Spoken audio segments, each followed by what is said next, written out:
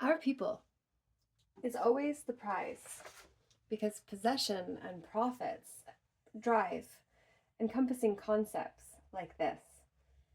This automatic assumption of all people until contested can create resistance in those who don't want to be adopted by a bad idea's legacy, which is why we've been trained to manipulate the will of others in the name of business that harms another at another's expense, and sometimes also harms us too, actually.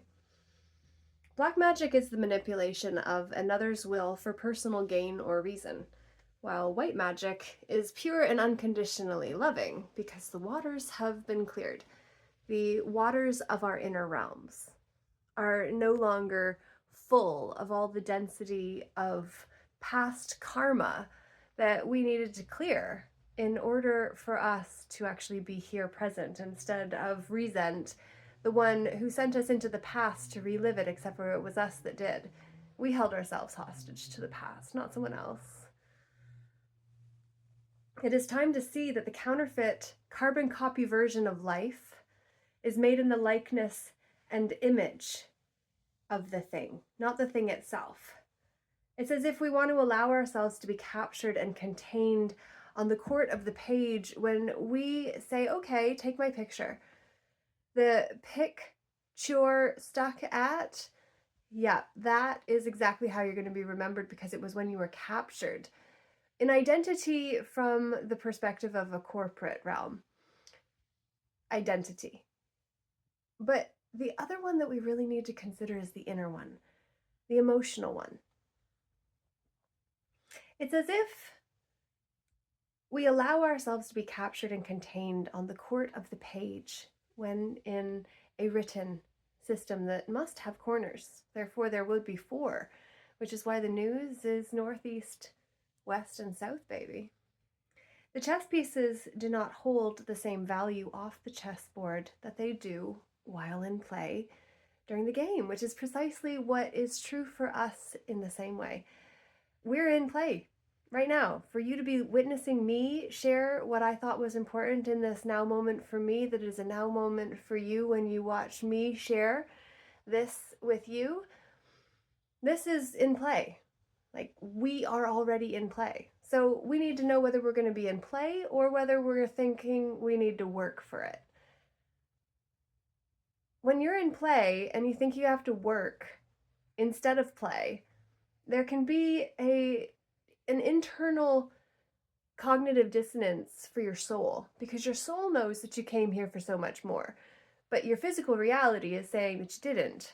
So which one do you listen to? Well, we're in play while we're alive to create the terms we play by. And that is why knowing the places we hold within a space and how to add more value to demonstrate value, or we can find another room. So it's time for us to realize that we're the players who are here.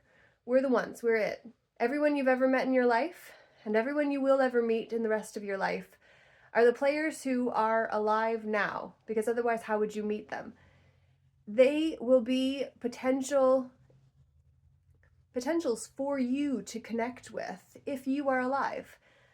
But if you're not, then they're not going to be able to connect with you because you're not here to be the grounding point, that light that is the vertical Krishna, or that's not it, Shiva. The Shiva Lingam, I just learned yesterday when a friend called Jordy and I got to hear about the Shiva Lingam actually being the phallus masculine and feminine together. And so actually worshiping one without including the other is actually then to create an imbalance ceremoniously that many don't even recognize. But once we have eyes to see it, we can't not see it, because the not seeing plan killed a lot of us.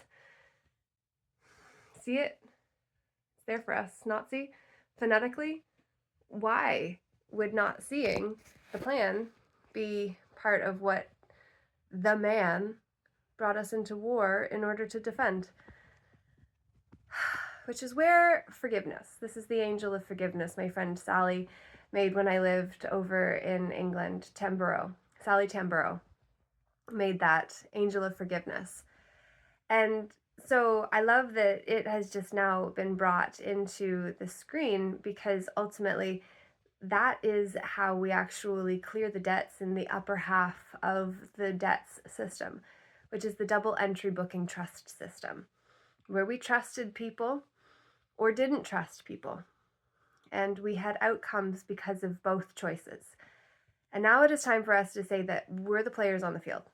If I have ever harmed you or caused you harm indirectly and didn't even know it, like with twins that I went to public school with, who apparently I humiliated and was entirely disrespectful because I was trying to separate myself from people that I felt were less popular than I was, and my popularity was questionable.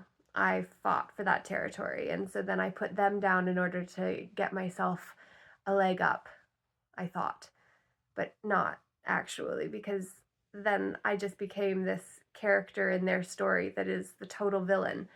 And I didn't know it until I ran into them at a party a decade ago. And they told me that they'd been holding on to that for all those years, of how Laura Hamilton is such a bitch. It's just like, wow, I am so sorry. Please forgive me. I love you. Thank you for the lessons. I'm sorry that I was that person for you. You know, these are the things that the Ho'oponopono prayer help us make clear by declaring it. And then we see all the clairs in that clarity. Jordy and I were listening to a guy actually talk about how the word salt is actually the origins of many words, including salary, because the Solaris, or I forget what it was called, that was issued to the Roman soldiers as their allotment for salt, purchasing salt that they could bring with them. That's actually where salary comes from.